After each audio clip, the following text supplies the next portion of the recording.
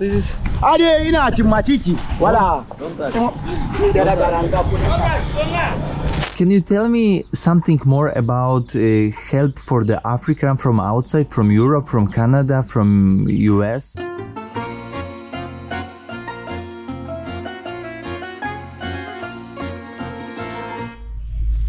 Witam Państwa bardzo serdecznie wraz z moją ekipą tutaj za mną, która supportuje, nie wiem o której oni wstali, o 7 chyba. Jezu, jak oni krótko śpią. Nie wiem dlaczego. Są, nie wiem ile mają lat, 6, 7. Ale śpią opór krótko, jest 8. Kierownik już wstał. A spaliśmy dzisiaj w takich oto warunkach. O proszę.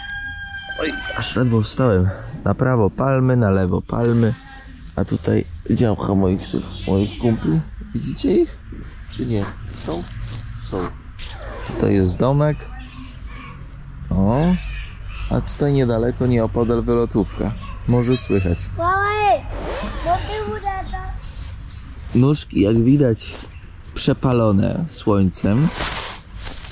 No, wszystko wziąłem do środka. Trochę ze strachu, że wiecie, jakby ktoś mi rąbnął sandalsa, to by była lipa. No więc, moi drodzy, zapraszam na nowy odcinek z Gwinei Conakry. Miłego oglądania. Fuła, fuła. Moi nowi kumple. Fuła? Fuła. Hop. Co tu się dzieje? Kierownik groźnie wygląda na łyso.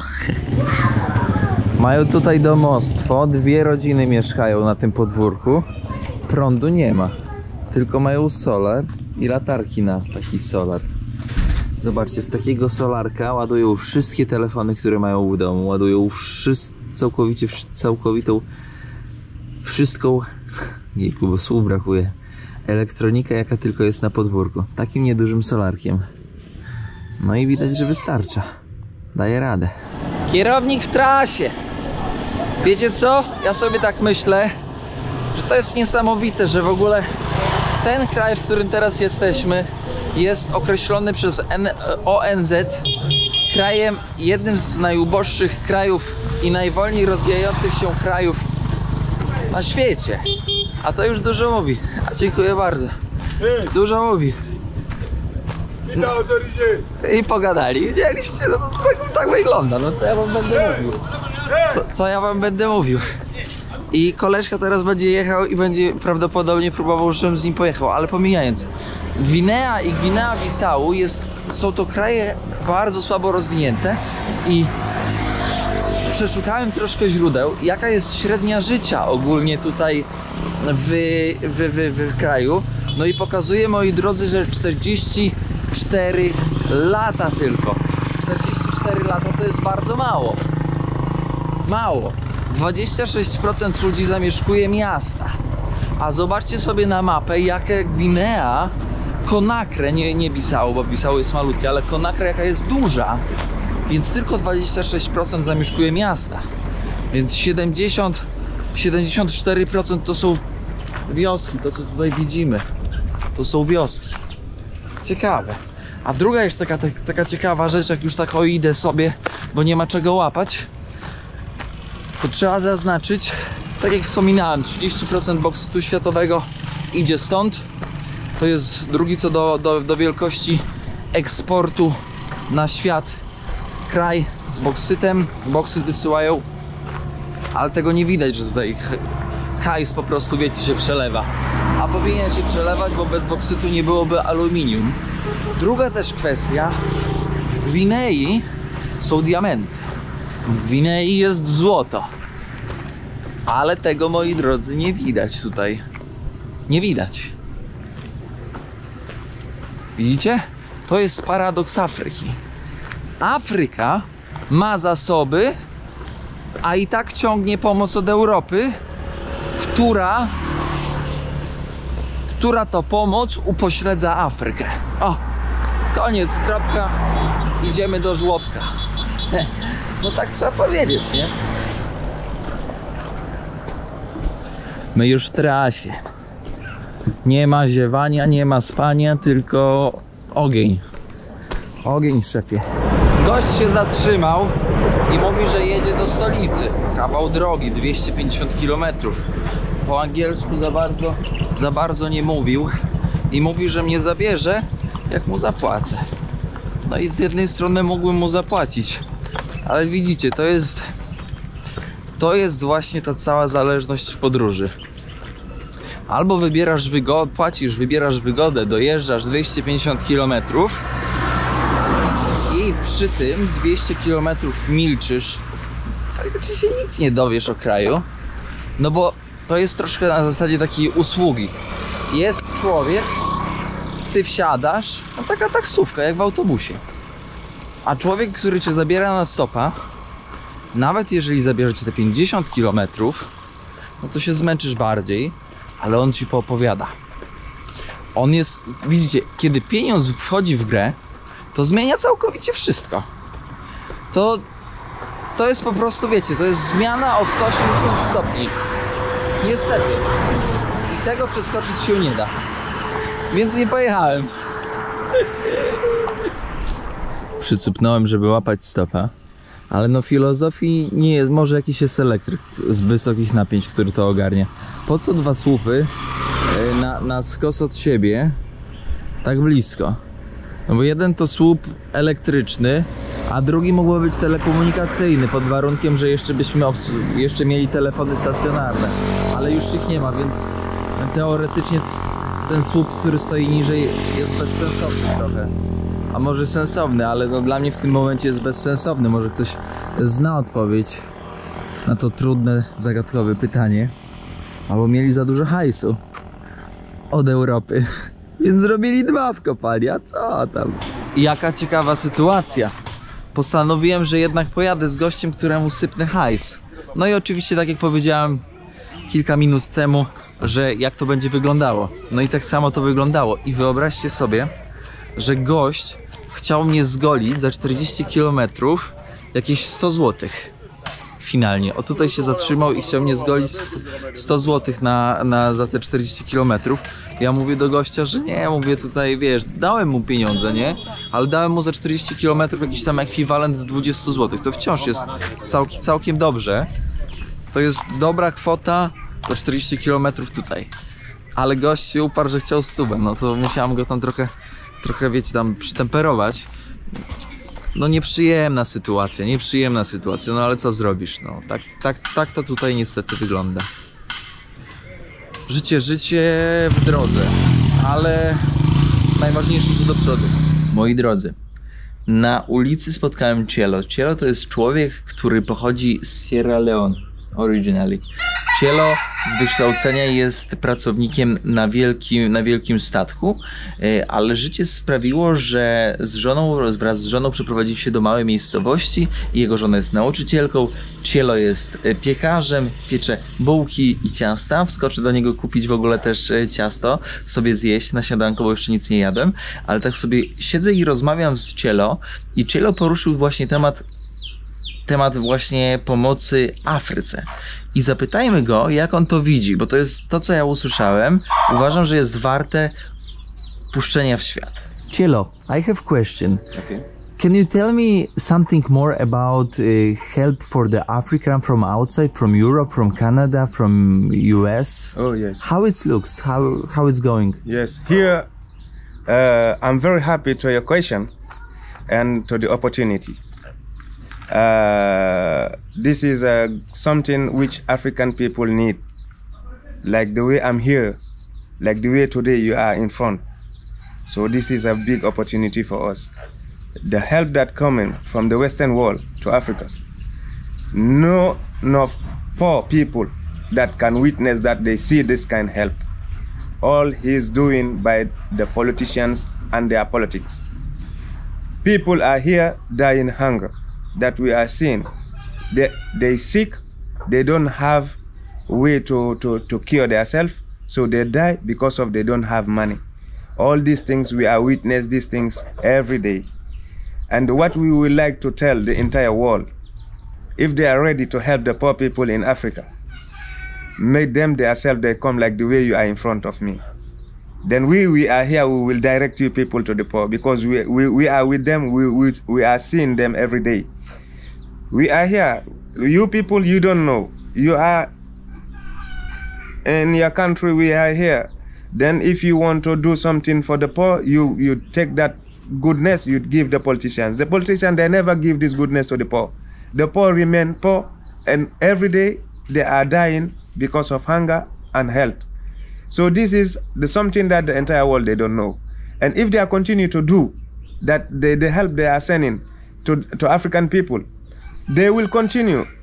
And they say that they are making goodness to the African people. Then the people, they are not witnessing, they don't know.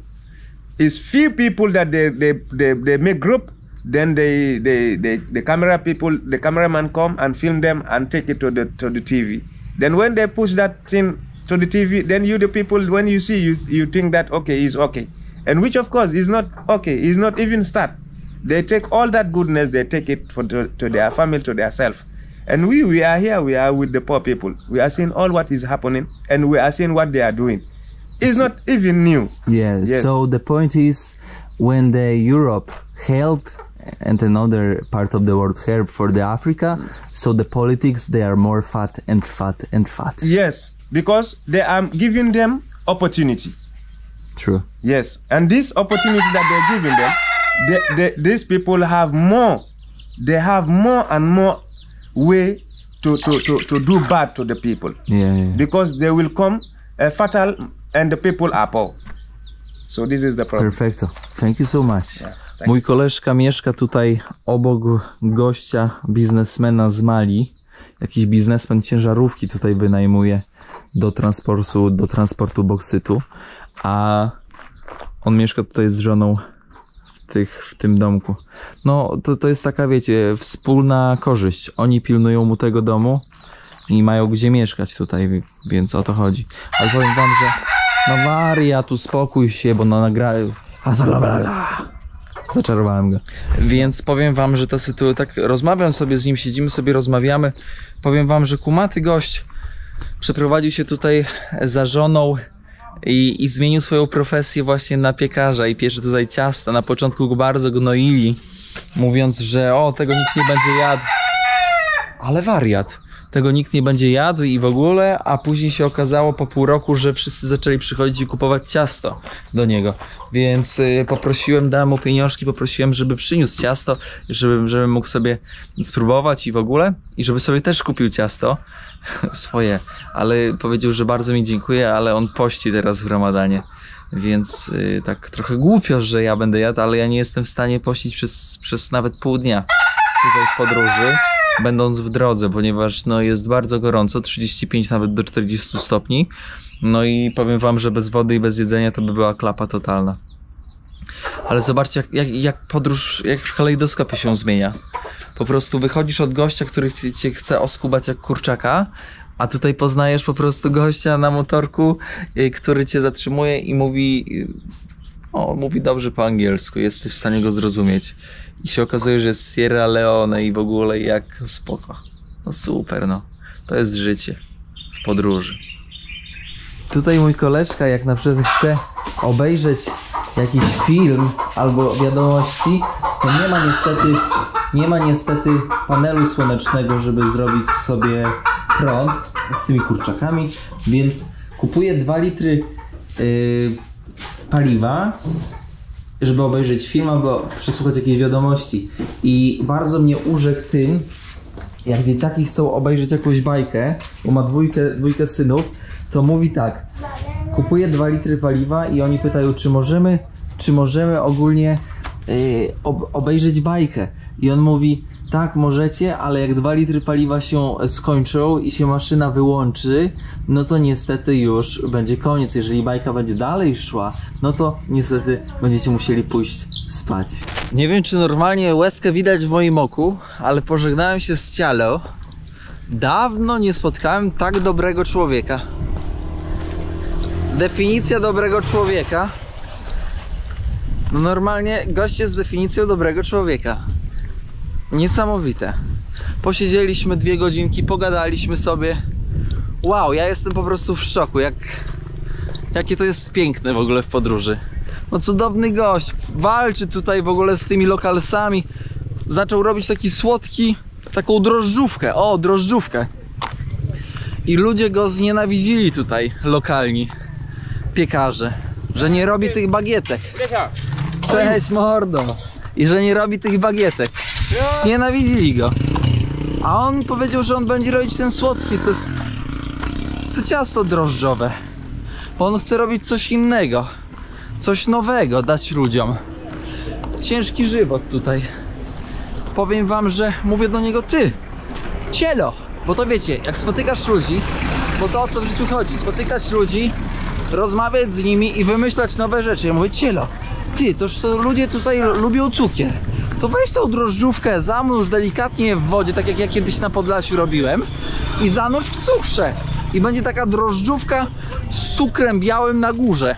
Ja tak kiedyś jadłem chleb u babci. Woda, chleb, pajda chleba, woda ze studni, pach, pach, pach.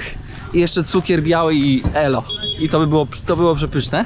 Mówię do niego, weź tak zrób. Przecież to może wypalić. On mówi, o no właśnie, kurczę, to wiesz, to może być dobry potencjał, to może być w ogóle pomysł na, żeby to lepiej pyknęło tutaj. No widzicie, nieprzypadkowo człowiek człowieka spotyka. Kurczę, idziemy dalej. Trzeba jeszcze dzisiaj podjechać kawałek. Będę musiał spróbować załatwić hotelik. Jakikolwiek hotelik za przyzwoity hajs. Salam alejkum, za przyzwoity hajsik. Po to, żeby naładować baterię, bo już mam, po prostu powiem wam, że bardzo mało energii. Ale załadowali, o kurde. Rejestracji nie zmieniają, Français! Français, rejestracja Français, że mnie tu kierownik nie przejechał. A nie, to nie kierownik, to szefu. Jak jedzie tirem, to szefu. Kierownik idzie z buta, bo kierownik lubi doświadczać. O, nie wytrzymam, nie wiem czy to jeszcze widać, ale chłopaki taką renówę załadowali do pełna, w środku ludzie i dwóch typów jeszcze na zderzaku z tyłu. No nie, mistrzostwo świata.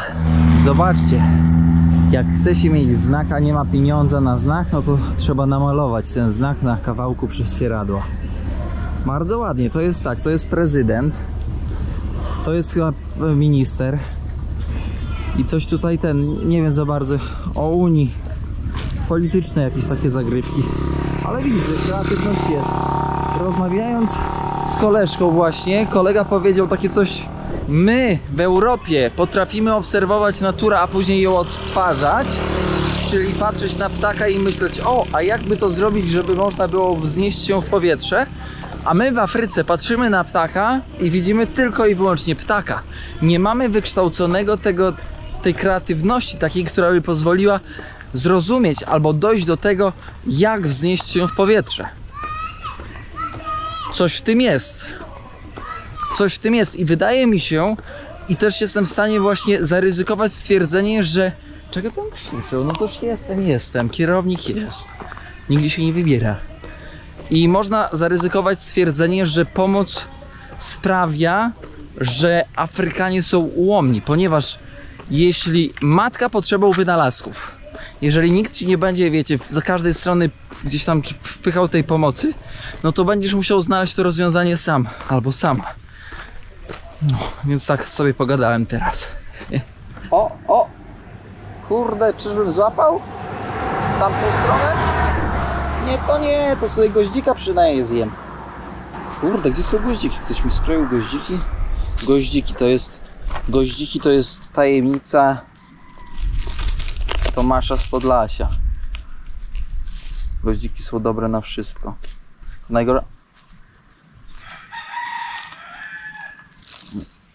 Nie chcę brudną ręką brać, bo mam brudną rękę. Elo. Gwóźdź jest dobry na wszystko. W Afryce, czy w Azji, czy w Ameryce, gwóźdź jest zawsze spoko. Kierowniku, zjedz sobie gwoździa.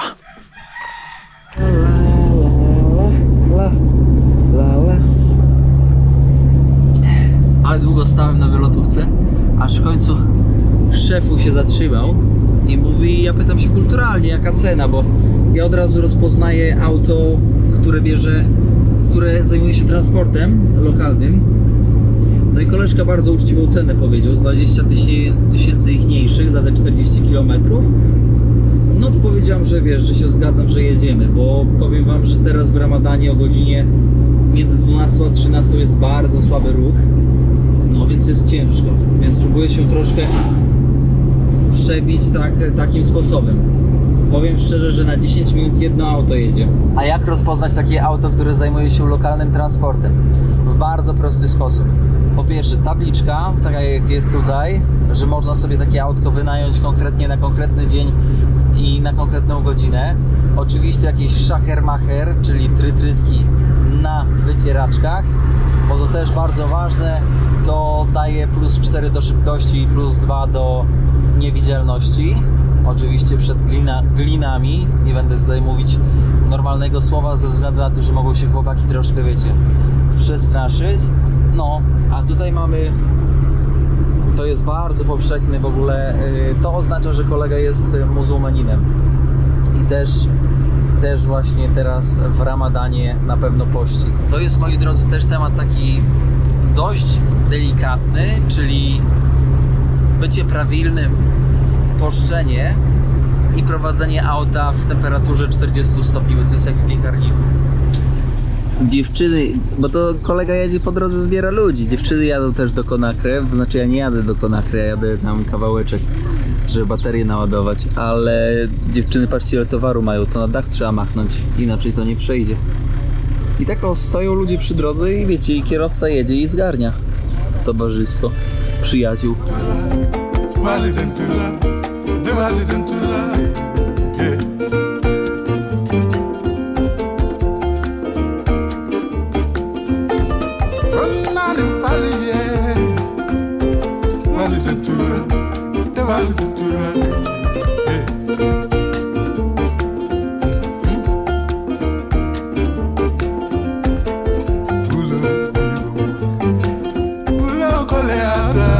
No zobaczcie, jak krajobraz się zmienia. Tutaj po prawej stronie taki, powiedziałbym, bardziej taka troszkę sawanna. Wypalają trawę, wypalają, zobaczcie tutaj burz. Patrzcie jak gęsto. Odwracam. Przy samym domu. Ale najprostszy i najszybszy sposób na to, żeby pozbyć się zieleniny. Powiem wam, że Gwinea Conakry pod względem autostopu słabo. No tutaj mam jakieś cmentarzystko samochodów zepsutych. Ale powiem wam, że wsiadam w te auta i płacę za transport. I za cholerę nic się nie można dowiedzieć. Za cholerę nikt nie mówi po angielsku. I za cholerę nikt nie chce pogadać za bardzo. O, jaka blokada wojskowa, ty, jaka beka. Blokada z tyłu za mną, bo nie ma prądu, trochę nie rozumiem. Pytam chłopaków, powiedzieli, że po prostu w całym mieście Bufa nie ma prądu, więc oni blokują drogę. A więc jak blokują drogę, to bez sensu, bo jest... Look. On pousse comme ça. This is... Allez, il a matiki. Voilà.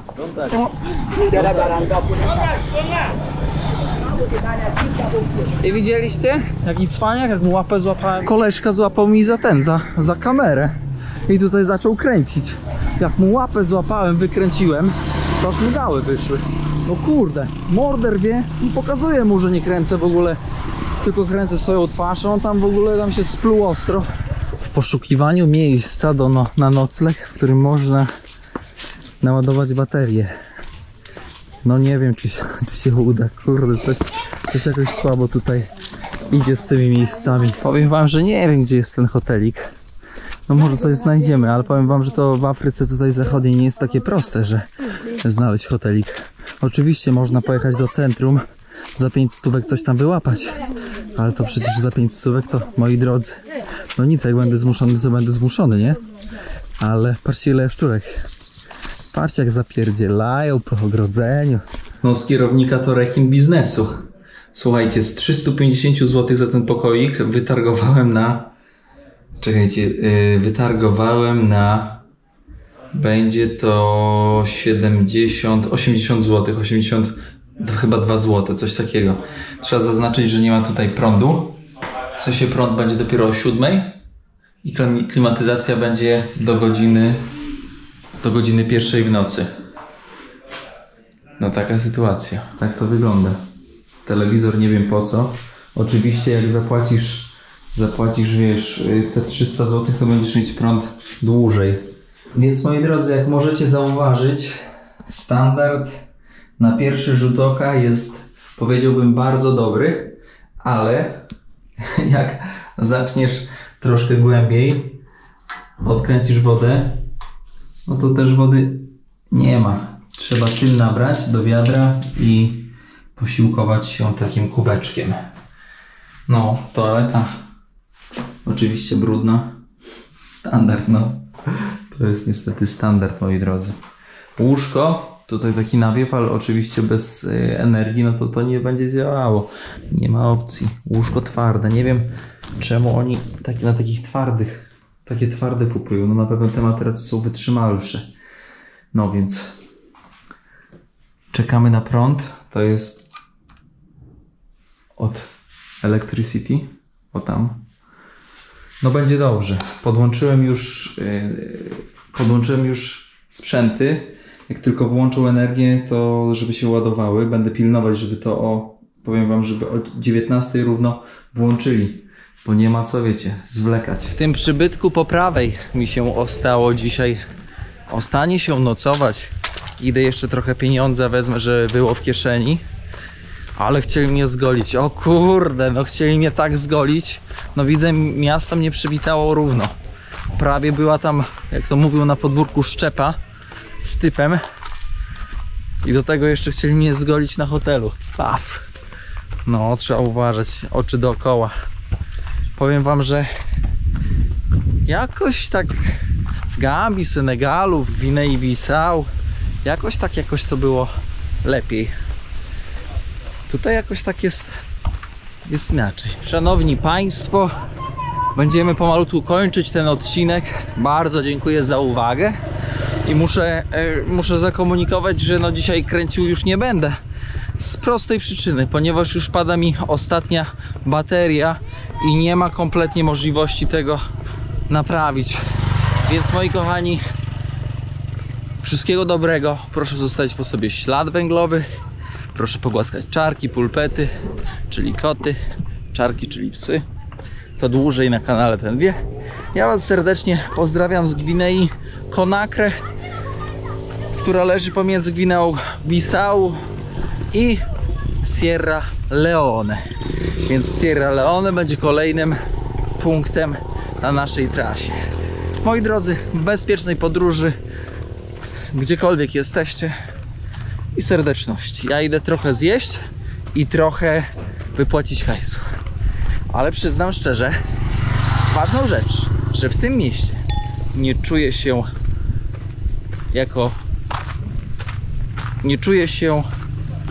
przyjaźnie. W sensie, że ci ludzie nie są tacy przyjaźni. Niezbyt to dobre poczucie, zwłaszcza pierwszego dnia. No ale to nic. Wszystkiego dobrego, łapeczka w górę. Pamiętajcie zasubskrybować. No to wszystkiego dobrego. Raz jeszcze. Się powtórzyłem, kierowniku. Na razie. Trzymajcie się. Cześć.